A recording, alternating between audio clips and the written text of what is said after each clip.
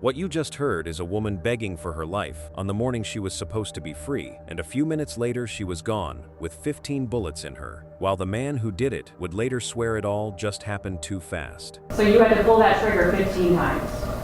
Yes, I wasn't really, I don't know, I don't really know, it just happened so fast.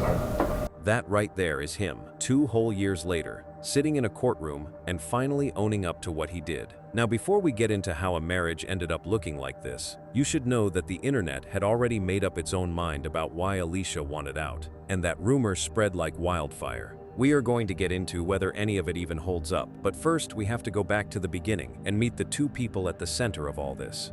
I just want the court to know that this guy is a piece of garbage.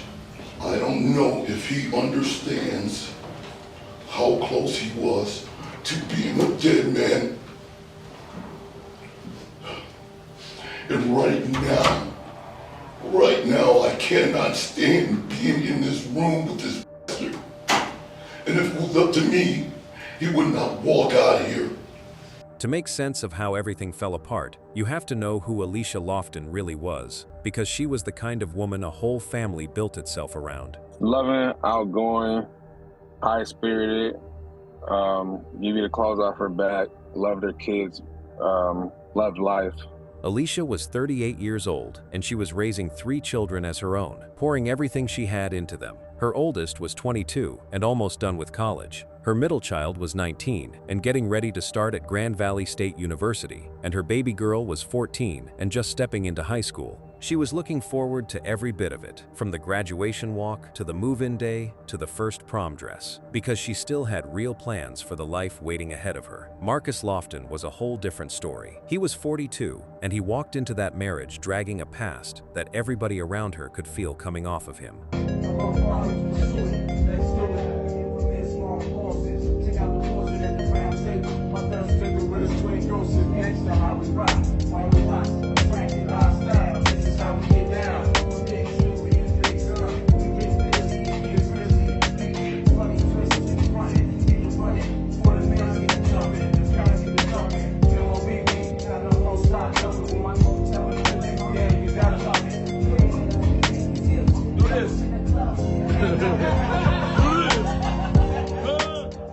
He carried a long line of gun and drug felonies going back more than 20 years, including a federal drug case that put him behind bars. And because of all that, he was not even allowed by law to be near a firearm. Keep that one in your back pocket, because it comes back around in a major way. The 2 of them got married back in February of 2023, and the thing was barely standing before it started caving in on itself. By May of that same year, only about 3 months in, Marcus was arrested for domestic violence after he put his hands on Alicia, and according to what came out later in court, he hit her hard enough to leave a knot the size of a golf ball on her forehead. The court stepped in and gave her a no-contact order as part of his bond, which basically meant he was banned by law from coming anywhere near her, but he did not care about that order one bit. According to court records, Marcus and Alicia are said to have had a history of domestic violence during their time as a married couple.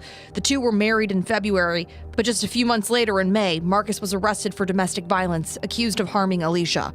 Court records say he wasn't supposed to have contact with Alicia, a condition of his bond from the May arrest. He kept showing right back up at the house anyway, and he later sat in front of a jury and admitted it without even flinching. All right, and so there was a no contact order, you weren't supposed to be at the house? Yes. All right, but you were at the house quite a lot, right? Yes. Violating that no contact order? Yes. By the middle of August, Alicia had finally had enough of living scared inside her own home, so she went and did the hardest thing a woman in her shoes can do, which is actually leave. On August 16th, she served Marcus with divorce papers and handed him back her wedding ring. And on top of all that, she was already in the middle of selling the house they shared on Union Avenue. Marcus was heated that he was not going to see a single dollar from that sale, and as if that was not enough for him to swallow, she let him know she had already moved on and there was somebody new in her life. For Alicia, all of this was the start of finally getting free, but for Marcus, it was his whole world crumbling down in a single day. Did you her to stop the divorce? No. I actually filed for I'm the one that asked for the divorce. This is right about where that rumor I mentioned comes creeping back in. The second this story hit the timeline, social media decided it had cracked the whole case wide open. People started claiming that Marcus was secretly messing with men and that Alicia had caught him in the act, and they swore up and down that this was the real reason behind the divorce. There was even a video getting passed around that folks insisted showed him with another man. I feel like I'm losing my mind. Oh, nigga, you just gave it to a shot. Go back to that. Go back to that. Please Lord, give me a sign. A sign.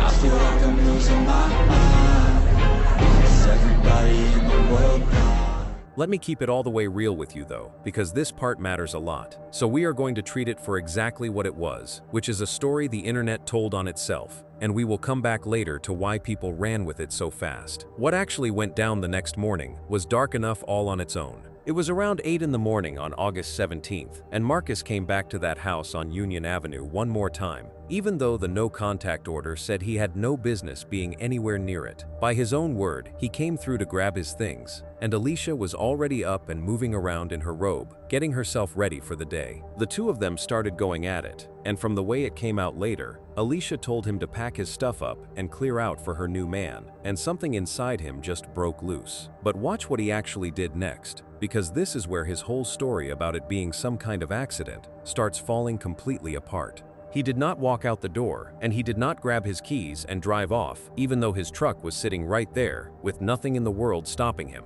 Instead, he walked straight over to a white table in the foyer, pulled the drawer open, and came back out with Alicia's loaded Glock. You decided to go get the gun out of the white table in the foyer, right? Yes. And in order to do that, you had to walk over to the table, right? Yes. Alicia saw that gun sitting in his hand and said the same thing that any one of us would have said in that moment. And you said to the police that Alicia saw you with the gun and said, "What are you going to do with that?" or something to that effect. Yes. And as a result of that, you didn't just leave the house, right? You stayed at the house with the gun in your hand. Yes. He did not answer her by leaving. He answered her by swinging that pistol straight at her head, and would later claim the gun went off by accident right in that moment. When a prosecutor asked him flat out what he was really feeling, this was the answer he finally landed on. I don't know if I said I decided to hit her in the head, but like I say, everything was happening so fast, I didn't put thought into it. It's like I wasn't in my right mind I can't say what I was thinking, like you're asking me. Okay, so you just accidentally hit someone in the head who you were mad at. You said what? You were mad at her, right? You said I was mad at her? Yeah.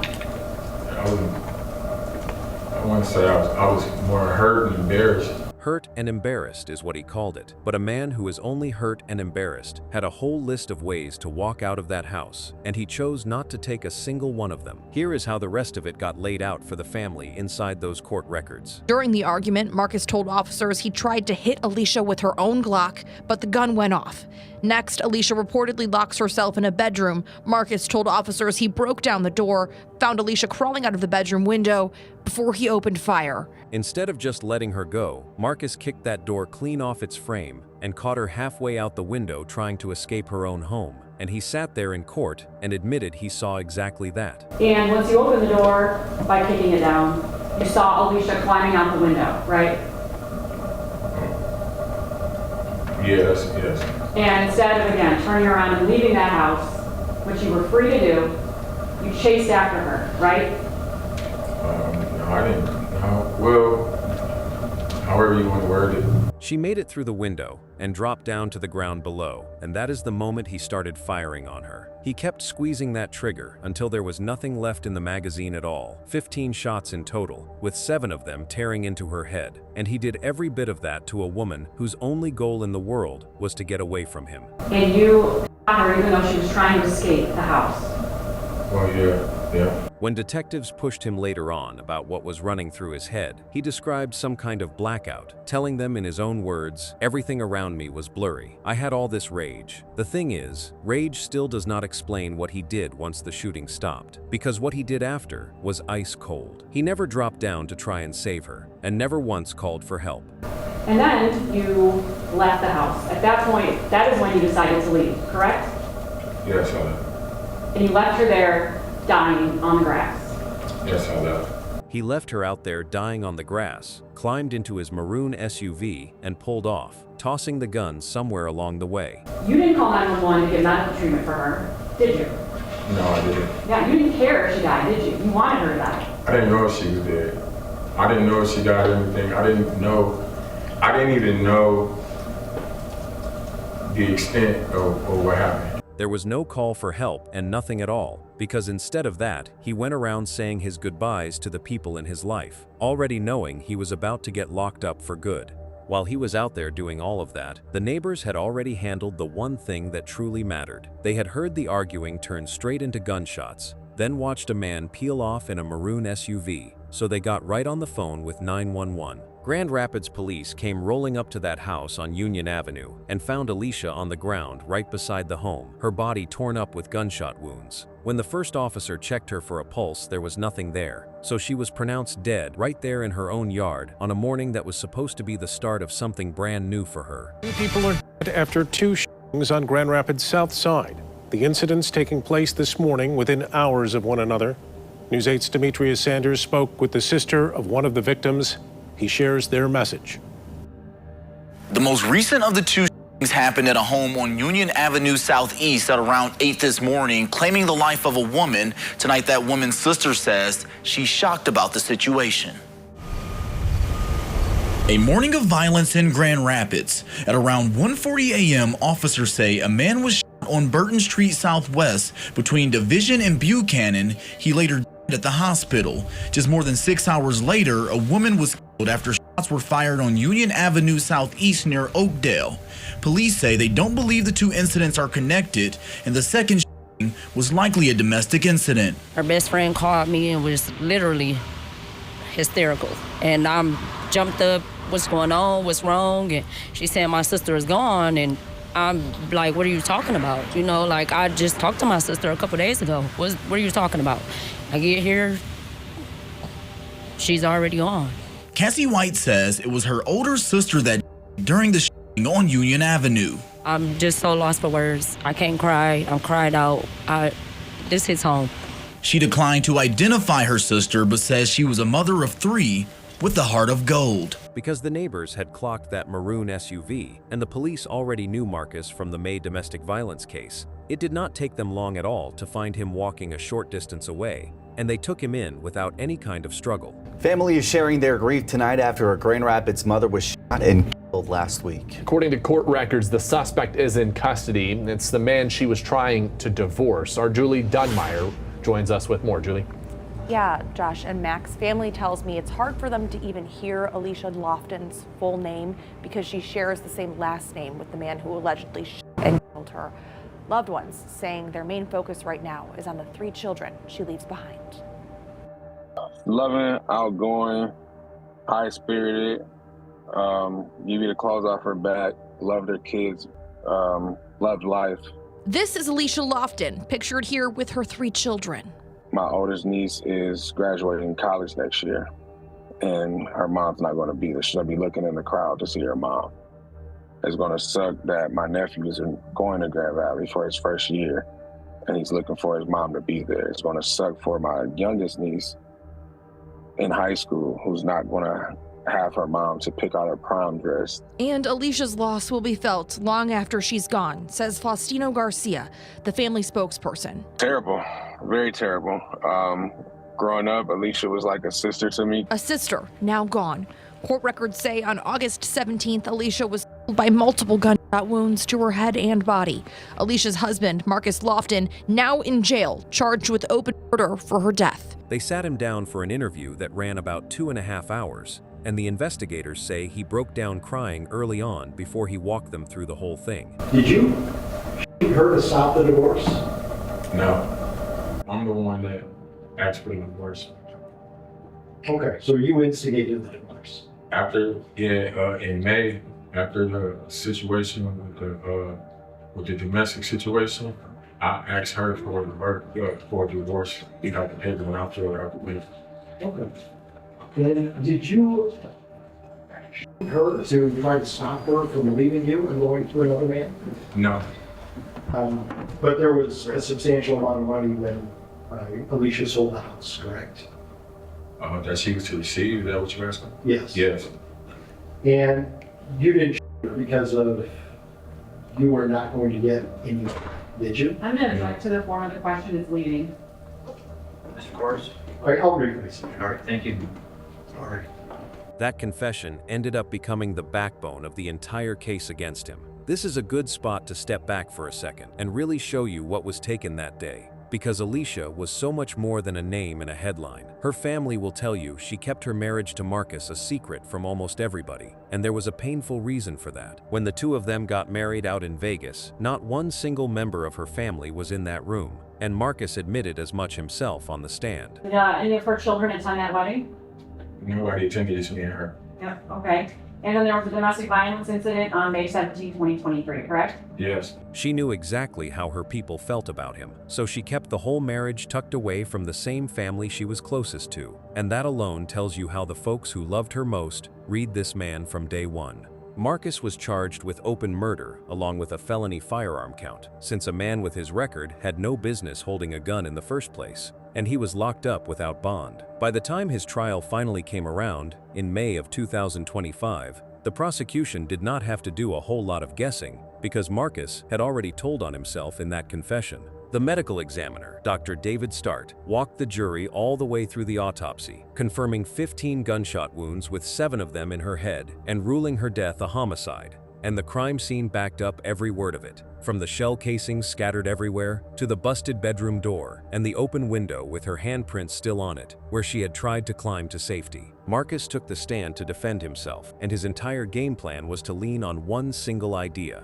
that the whole thing moved too fast for him to really mean any of it. So you admit that you killed Alicia. Yes. And you admit that you shot her 15 times. I didn't know how many times. I didn't sit there and count. You shot her until it ran on bullets. That's I don't know. I don't even know if it was what was left, if it was any more bullets in there. I don't know. And you shot her because she was trying to escape the house. Well, yeah. The prosecutor was not buying that "it happened so fast" line for even a second, so she walked him through it one piece at a time: the trip over to the drawer, picking up the gun, swinging it at her head, kicking down that locked door, chasing her to the window, and then pulling that trigger over and over again. Every last one of those was a choice he made on his own, and by the time she was finished with him, he had nothing left to say except to admit the cold math behind it. In her closing, she pointed right back at those handprints on the window and told the jury that they tell a story, the story of a woman murdered while she was running from her own home. The defense tried to soften the whole thing by arguing that Marcus was a broken man who had simply lost it that morning and never planned for any of this. Here is the twist that catches a lot of people off guard. The jury could not come together on a verdict, and after hours of going back and forth, they were stuck for good, so the judge had to declare a mistrial. Believe it or not, this was part of a bigger run of murder mistrials hitting that county, with juries demanding airtight proof before they would convict anybody of anything. And for Alicia's family, that had to feel like another gut punch piled on top of everything they were already carrying. Marcus did not want to roll the dice on a second trial though, so in July of 2025, he pleaded guilty to second-degree murder, along with the weapons charge, and sealed his own fate. On August 7th, the judge handed him 25 to 50 years for the murder, plus 2 more years for the gun, and gave him credit for the roughly 721 days he had already been sitting in jail. The judge called it a cowardly act, and Marcus just stood there with nothing to say for himself. Alicia's father, on the other hand, had plenty to say, and his words landed like a hammer in that courtroom. I just want you to know that this guy is a piece of garbage. My daughter introduced me to this guy one time, and I didn't like him from minute one. I don't know if he understands how close he was to being a dead man. And right now, I cannot stand him in this room with this bastard. And if it was up to me, he would not walk out of here. You know, I listened to some of the things he said about my daughter's family, not wanting her, not spending time with her. but that's all a lie.